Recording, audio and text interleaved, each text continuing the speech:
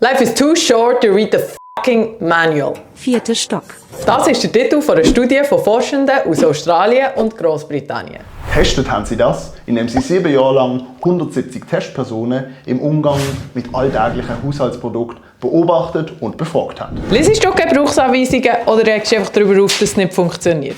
Schreib sie in die Kommentare. Neben dieser quantitativen Untersuchung haben sie auch eine qualitative durchgeführt. Für das haben sie das Verhalten von 15 Teilnehmenden zweimal während 6 Monaten lang mit Hilfe von Interviews und Tagebüchern untersucht. In ihrer Forschung sind sie auf das Ergebnis gekommen, dass eben niemand wirklich Gebrauchsanweisungen liest. Diese Erkenntnis hat ihnen 2018 den Ig-Nobelpreis in Literatur eingebracht.